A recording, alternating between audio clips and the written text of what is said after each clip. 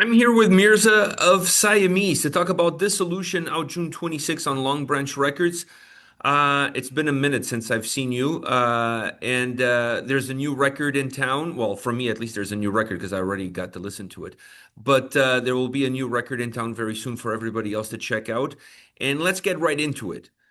Album number 8. What was the game plan for you coming into this record? Oh, it doesn't feel like album number eight, but it sure is. The game plan this time around changed completely. One of the members who writes the music with me normally, our former member Andreas, he left the band, and he did so. Uh, what was it? Was it last year or this year? And yeah, it was last year, and we had to kind of completely regroup and rethink how we make music because he was the guy who would produce and layer everything. And now we don't have that at all. We didn't have a producer for the first time in this band career. So we had to try different things. And it was a very exciting, very nervous, and very learning experience doing this album for sure. I would have never guessed, honestly, because Thank you. Appreciate that. this is just my humble opinion, right? My favorite album from you guys is Home. I think that Hmm. record is perfect. It doesn't matter if I Thank look you. at the track listing, individual songs, whatever, lyrics, everything, perfect. And I feel like this album kind of went back a little bit, at least from an emotional standpoint. I felt like it went back a little bit to the way Home hits because I felt like Home was incredibly a personal album, at least lyrically, incredibly personal. And I felt like with the previous record, I don't know, there was a little bit more of a personal disconnect that I see it on this album.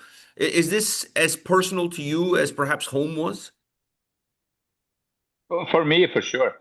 Uh, what happened during Elements, which I also really love, is that I was not able to be as much involved in the record as I wanted to for different reasons. One of them being obvious that there's a reason there's a member that left.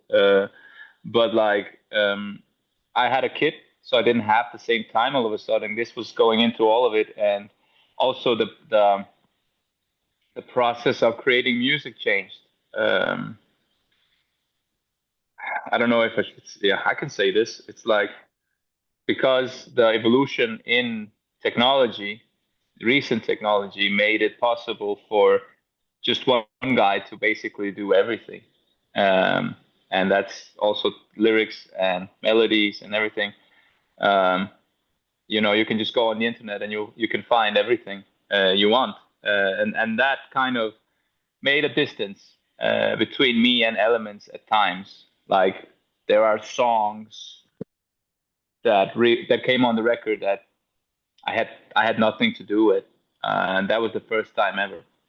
Uh, so yeah, obviously that couldn't continue, and here we are now. Yeah, you know what? It showed though. That album to me was a little bit like it was. I mean, it wasn't a bad record, but after Home, it felt a little bit deflating. And now when I Mm, was listening to Dissolution, I felt like, okay, this album emotionally connects with Home, but it has more of a modern sound, which I yeah, like that aspect because one of the things I always liked about Siamese was the more emotional side of the band that comes across in your vocal performance, it comes across in the lyrics. But I also like the fact that this album has more of a modern touch, almost like, in line with bands like Bad Omens, for example, that has a very modern feel to their sound. And I felt like you guys captured that essence with this record.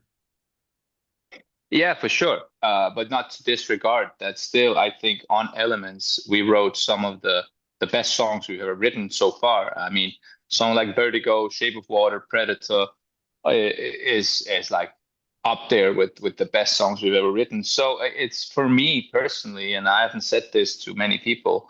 It's definitely it's a dilemma that I always have with the album, because some of the best work is on there, but also some work that yeah, it's just there, and that's I wanted to avoid that on this new record. It's very hard to do when you're writing a whole album, but I try to put in something from myself within every song, so that I could just at least be like, I don't want to skip this song because I know this part is very important to me. And think that shines through when you make a record at this stage of your career, and having built so many years, this makes a difference, I think. When I look at the band and I look at the titles of the records, you guys always have a way of creating an album title that represents what's inside the album. So when I look at Dissolution, what are you trying to represent that's inside of this record? Well, to be honest, first of all, it was dissolving. The band was kind of dissolving and finding a very new form. Because obviously we remain as a band, we remain as an entity, and we've never been more of a band than right now. But like that was the forefront of the idea. Like, we're dissolving and building something new. But also, I've been talking a little bit about how my life still changes. I'm still dissolving into new forms all the time. Or every time I think, like, you probably know this, now I know what this is all about. And the more I know, the less I know, how they say, right? So uh, the lyrics on the album is also so vulnerable for me and so honest, and go through some things that, even sometimes I listen to a song, and the person I wrote it about is just right next to me. It's very fucking painful to listen to these songs, because it's in a period of my life that was so filled with conflicts. And I was like, man, I'm pushing 40 and I still have these crazy conflicts in my life, and going to these dark places sometimes. And so, yeah, it's that's why it's called Dissolution. That's why also the artwork is pretty gloomy, pretty dark, um, at times. More than normal for you guys. Let me just tell you this, you probably don't want to hear it, but I'm pushing almost 50. Doesn't get any better. Oh, right. It's an ongoing thing, right? It's an Um, ongoing thing, man. With every milestone comes a new challenge, a new aggravation. Um, I but I don't think think. that's interesting, because then you can keep going at least. At least there's some fuel to the fire, right? Yeah, I think it gives you a chance to learn more about yourself. I just don't think you ever really know who you are, and so expecting others around you to know who you are is impossible. If you don't know yourself who you are or who you've becoming, how can you expect other people to do? Yeah, and again, going back to the title of dissolving, I feel like my personality, instead of being more firm, it's like it's like if you go in politics and you go like, I am firm on this. This is how I feel about stuff, and then you learn more and learn more, and then you're like, I'm not so sure that this is exactly what it is, and then my very firm opinion dissolves. It's just like that. Yeah, I think it's easier to know what you don't want versus easier to know Mhm. what you do want. At Yeah. least that's how I'm finding myself navigating. It's much easier for me to point out the things that I don't want to have in my life. Those are easy. To figure out exactly what I need, that is a little bit more of a challenge and definitely more difficult. Yeah, for sure. For sure. We're Makes turning total this chat sense. into a into a I don't know, like a psychology class or something like that. We're That diving deep into our thoughts. that makes for better conversations, that's That for is sure. I mean, that is for sure. I've done a lot of interviews, so this is cool. You mentioned something that I think it's really important. You're talking about the album and the lyrics really reflecting who you are and the things that you're going to, talking about a song or listening to a song and the person is next to you. That sort of vulnerability. Is that an important aspect for you when it comes into the context of who Siamese is as a band? I think it's important for me, maybe because it's my heritage. I'm from the Balkans. We tend to be very dramatic, and I would say dramatic. Yeah, that's part of it, but maybe also because we're very vulnerable and honest with our feelings. And I really want that. And the reason I want that is because that is the one thing I have learned from being in a band and doing music for so long, is that as long as I'm honest and really, really honest and vulnerable about things, and humane about things, like, I'm a human, I make mistakes. I think that's my biggest forte as a songwriter, that I rarely, even though it happens, I rarely make songs where I point fingers too much at other people. I mean, at least the lyrics that I write, I rarely point fingers at others. I always point the finger at myself. And I think sometimes that resonates with people, not being perfect and admitting that you made mistakes and stuff like that. That's very much me.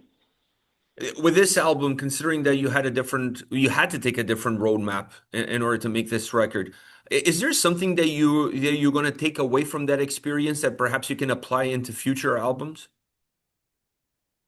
Well, we kind of have to see how this record goes. All the statistics and data and stuff like that, if I want to throw that in, seems to be doing pretty well. But I just, for me, the best thing I could take away from it was more confidence. It's been very difficult. It's been very hard to just go out there and create an album without knowing how to do it. And now we've done it, and I'm really excited to see how people react to it. And hopefully, if they react well, well, then I go into this world with more confidence in creating albums and creating songs that, I kind of, you know, we kind of steered this way as a band. It's like we want to do this type of song. We want to talk about this. We want to have this and this in the album. If that succeeds, and we can take another step again, that's all I can ask for. Did you bring somebody in to help you with the production on the album, or did you guys do everything in-house?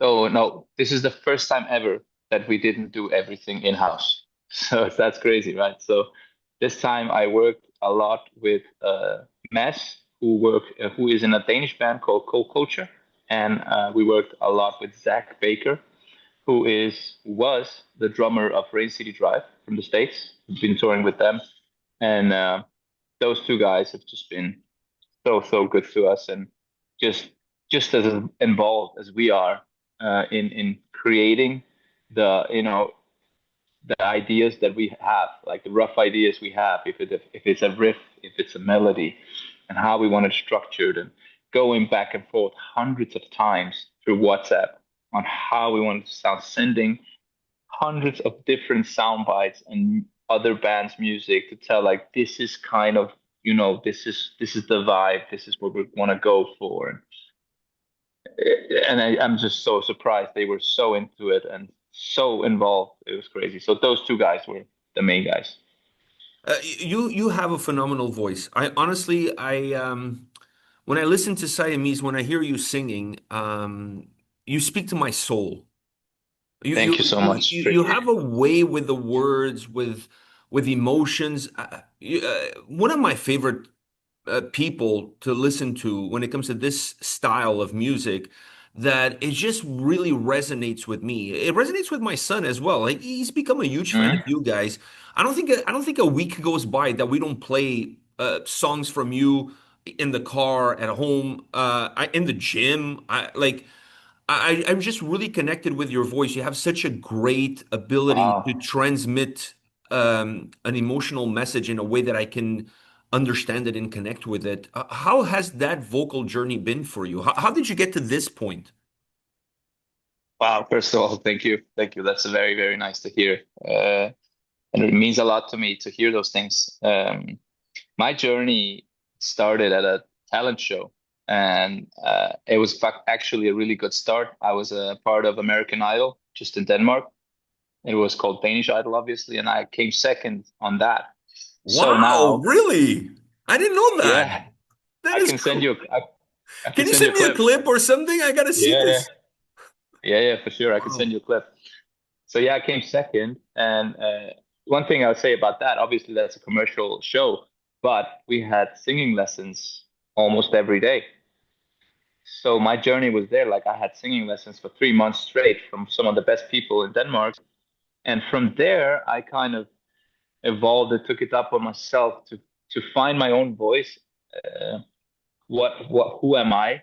I think as a vocalist, that is the longest journey sometimes that you can take. Some people have it immediately, but for me, it took me a while to figure out how how do I how do I sound genuine? How do I sound like myself and not like someone else? So that's the first thing. Um, and from there, it's just evolving it and playing around and just really, really, really playing around. Being in the studio, I've been in the studio more than most people, I guess. So Is That's is how there come about it, I guess. is there a difference between being a great vocalist in your case and being a great frontman, or are those two things kind of like intertwined together? No, you can easily be the best vocalist in the world, but be the worst frontman. Um, it's that very, a lot of people have it. Like if you are a good singer and you're also outgoing and know how to be confident up on stage, that's um that's rare. That's why it's so hard to find a really, really good frontman. I believe in myself, and I from the get-go I knew that at least that part of me, frontman and singer, I had that covered. I will say though, there are better frontmen with better cardio than me and better singers in the studio than me. That's for sure. So it's trying to hit that, in the middle. That's very, very interesting. And as I said, it's not necessarily so. You can be a great frontman but a terrible singer. Those we have a lot of, actually. And in human nature, it makes sense. A lot of people have inflated confidence. Uh, so yeah, I love how how you put inflated confidence. I'm gonna I used to say I normally say that people overvalue themselves, but inflated yeah, confidence is a more intelligent way of saying the same thing. yeah, for sure. I like that approach from you. You have a track on this record with Caskets called Reveries, which I thought you guys did a phenomenal job because it's a song where you see Siamese in that song, but you also see a lot of Caskets in that song. So did you guys Mm. write that song with them in mind, or how did that dynamic came about? Because I don't think you can have that song without Caskets being involved. Well, actually, I did. I did write the whole part and everything in mind that Matt could come in and step in and do the song. I obviously asked him before I started making the song. I want to have you on this next album. I want to have you on this song. I have this idea. It's also a very personal song for me because it's about my father, which the whole outlook of this album is the things that I've clearly inherited from him. My dad was very troubled. He was an alcoholic, abuser, and but also I loved him dearly while he was alive, and these things go through me. So the song means a lot to me. The lyrics mean a lot to me, and I think Matt has one of the most emotional voices on our scene, and I just knew with his intensity, he could bring forth the darkness somehow. Uh, and I think it's one of our favorite songs on the album. I think it has probably the best chorus on the album for sure. Musically, it also has a little bit of a Caskets vibe to it. Yeah, true. So I thought you guys did a phenomenal job from that standpoint because it doesn't feel like the dude just parachute into the song. It feels like it could have been one of their songs at the same time, which I think it's really important whenever you do a feature. Otherwise, it feels a little pointless, to be honest. Yeah, agree, and thank you. I agree. I was thinking a lot about how he would fit in and how his sound would fit in. So I'm happy it worked out. You have a lot of experience, not just in the band, obviously with Danish Idol, which I discovered today. I didn't know that. I'm like, now I'm hyped to find out some videos of that. But you also have a lot of experience in the scene in general. Has that experience that you have with management, bands, putting shows together? I know I saw you last year in Denmark, in Copenhagen for the award show. So how much of all of that really helps you and therefore helps the band?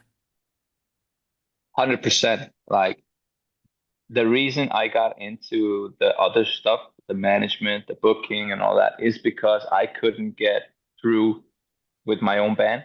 Like I couldn't get booked. There was nothing to do. So that was a start from it. Like I started a booking agency because of that. Then nobody wanted to sign me.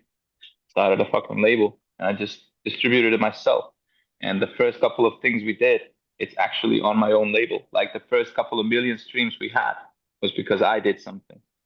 Um, and I've always been like that. I don't want to wait on anyone. I can't. It's just in me to just be so forward and driven. So it's helped me a ton. Like, and then obviously been so lucky to work with some bands that really also kick through, like Cabal, Mul, Ghost Iris, Distant. Now I work with a band called Ashes of Billy, and I I know can tell them you very now. well. So we're talking together now, you and me, but by the next 2 years, that band will blow up. I And like agree. I'm so lucky. I have 4 people working at the label. So I'm like, they talk a lot about diversifying, like Misha Mansour was talking about, you need to do loads of stuff. And for me, it's been the other way around. It's actually been my label and my management and my PR company and whatever I've been doing that's been financing my band. It's just been like that forever. And now finally those tables have turned. Now my main thing is obviously the band, and the other things are just nice to have because I'm not dependent on, like, I was on tour with Wage War, and he told me like, yeah, this is the 6th month we were away, and I love touring, but I don't think that's sustainable more than 2 or 3 years of your life. Tour 6 or 7 months a year, especially not with having kids and stuff. So I'm really fortunate. I'm really happy that I have the life that I have now. It's really great. You mentioned Ashes of Billy. My son discovered that band about a year ago. I mean, as far as I'm concerned, like he discovered the band like randomly on YouTube or something like that. And we actually did one of their videos on the channel. This was before I came to Denmark, and they were there at the award show. They won one of the awards.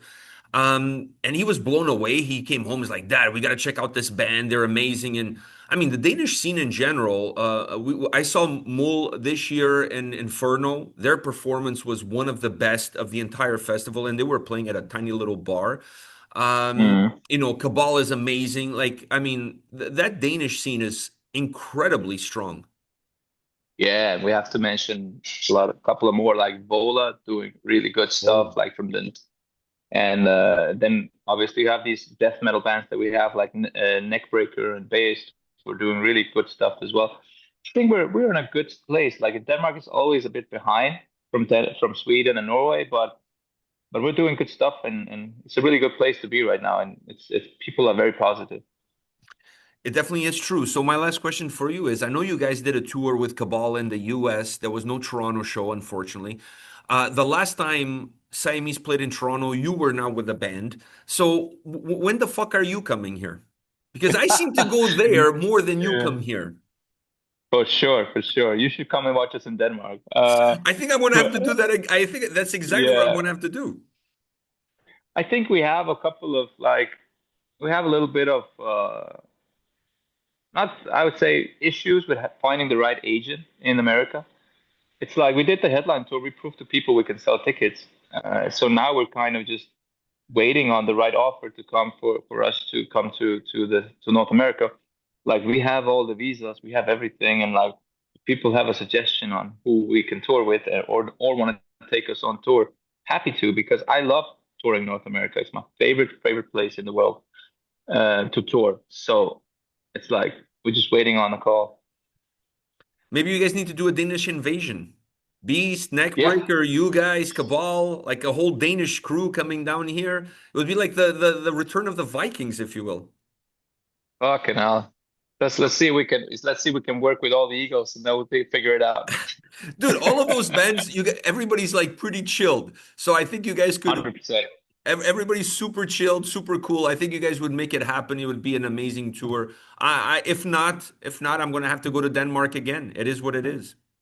You have to Hey twist man, my you're arm. here often. So you're here often, and we love to have you here. So just come over. I'll definitely do something like that because it's been a very long time since I've seen you guys live, and I didn't get to see you perform with the band, which to me, it was bittersweet because I got to see the band, but I didn't get to see you, Yeah. and definitely want to see you with the band performing. So maybe I'll make the trip there. Mirza, man, congratulations! Dissolution, June 26th, Long Branch Records. Great record. Return to form, if you ask me. I absolutely love this album. Great record. Congratulations. Thank you so much, and always thank you for taking your time to talk to me. Thank you.